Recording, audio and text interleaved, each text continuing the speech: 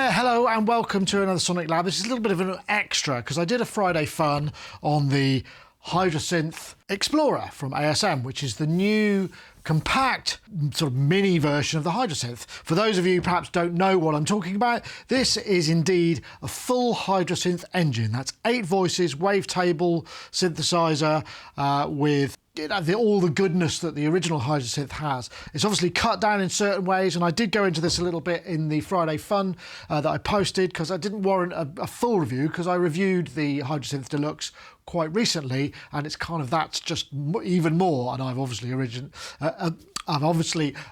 reviewed the original Hydrasynth as well, when it came out a couple of years ago. But key differences. Obviously, we've got a small keyboard, different case.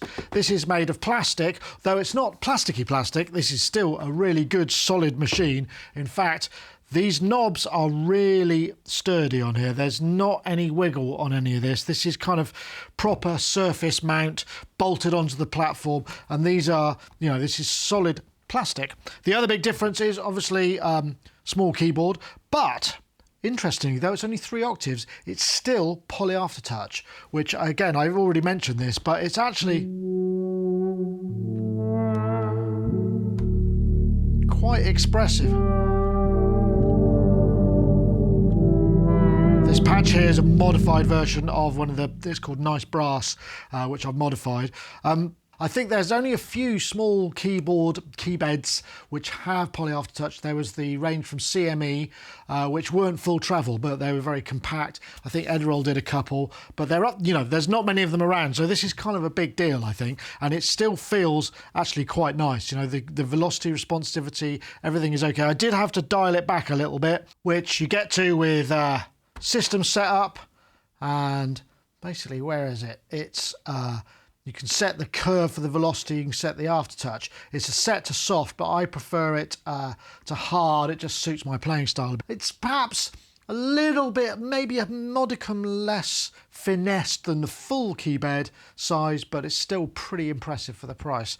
Other key differences, obviously we've got less knobs and there's stuff moved around. We've got the same size LED LCD here, but the sort of macros, which was 8 knobs and further across to the center, everything sort of offset.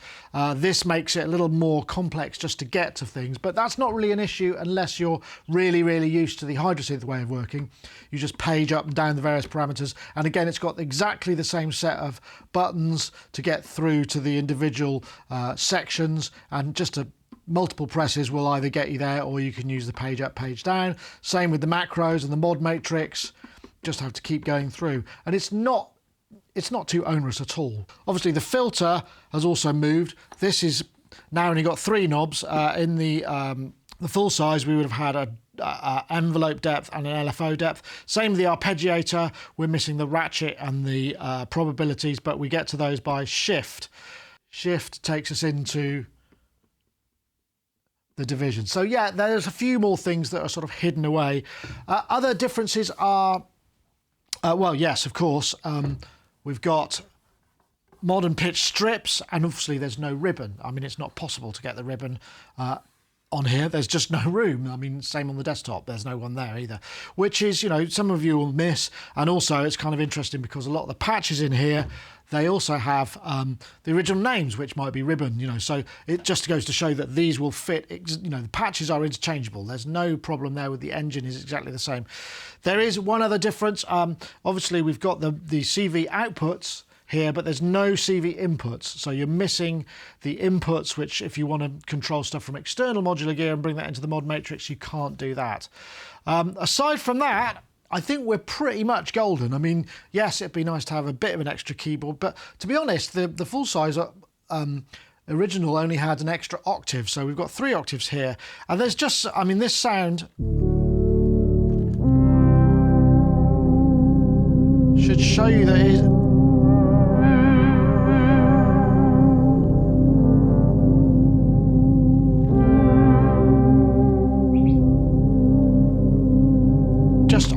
I have to say, I think it's it still sounds as good. The engine is still a Hydrasynth engine, which, while some of you who've only played with the presets, there are a ton of great presets in here, but I think the real key to this is getting in there and making your own. And that's the thing that I found really kind of rewarding, because in the original Hydrasynth, I was making tons of patches. Patches just are easy to make on this thing, and that doesn't change. It's still got those sounds, but I think really to get the best of it, you need to make your own. And it's a complex machine, but it's made a lot easier with, it retains this same parameter access, which I think is kind of originally first found on some of the early Sonic keyboards, and it's just a really elegant way of getting to, you know, we've got 5 LFOs, 5 envelopes, 2 filters, these mutants, which are mutators, which allow you to modify oscillators 1 and 2 by crazy amounts. In fact, there's another video that I've done which goes into a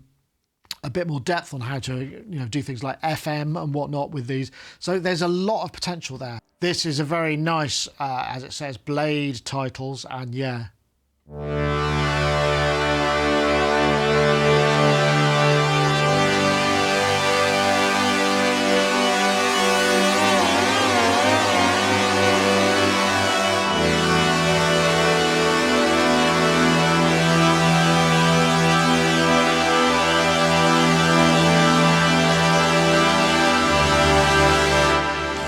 The effects in here are gorgeous, still gorgeous. There's no difference between this and the original. In fact, there's, you know, I don't think there's any new patches in here.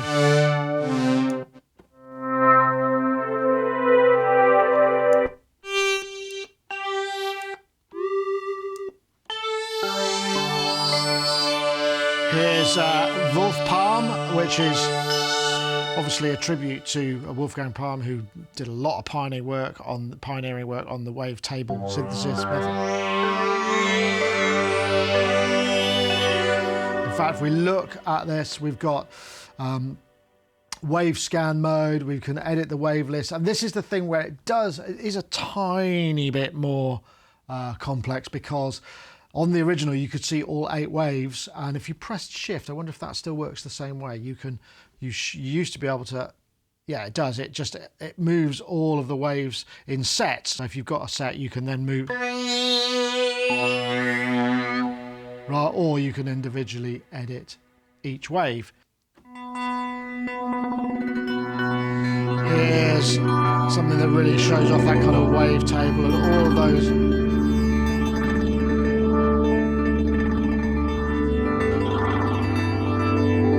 modulation possibilities, because in the envelopes, of course, we can loop the envelope, so you can kind of interchange the LFOs and the envelopes if that's what you want to do. It's actually quite straightforward. Let's try another couple more. Maybe if I go to the first, because the first preset, which is called Sorpressive, is very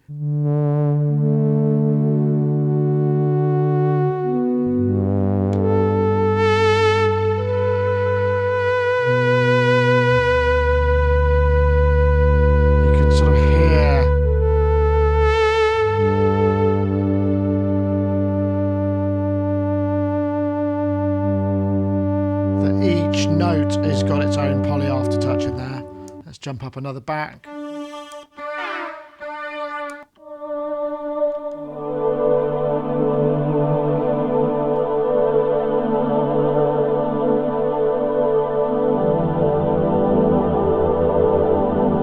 It's just really great for some of these huge pads.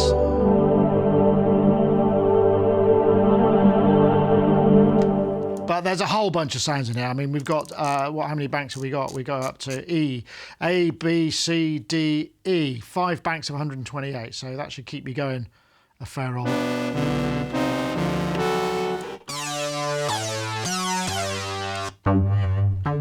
And there's some nice bass sounds in here as well.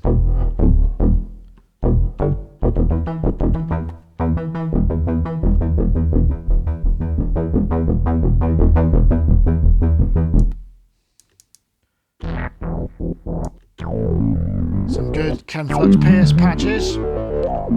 Done some good stuff in there. Oh,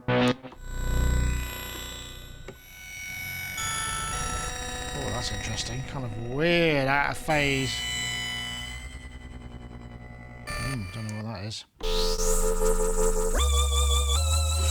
Anyway, it's not really another review of the Hydrasynth. I just wanted to show you kind of some of those key differences, and those are obviously the size, the construction material, no ribbon, and relayout of the front panel, plus we don't have those external CV inputs. We've got the CV gate outputs, which we can patch into our modular, but we can't bring them in. So I hope that's given you just kind of general overview of what the ASM Hydrasynth Explorer is, and maybe some of the key differences between that and some of the other models. As I said, I really do think the Hydrasynth is a great synth engine, so it's just a question of finding the right form factor and price point for you getting access to that, if that's something you're interested in. That's it anyway. Thank you very much for watching. We'll see you next time. That was just a really sort of short overview of those key differences. Thanks for watching.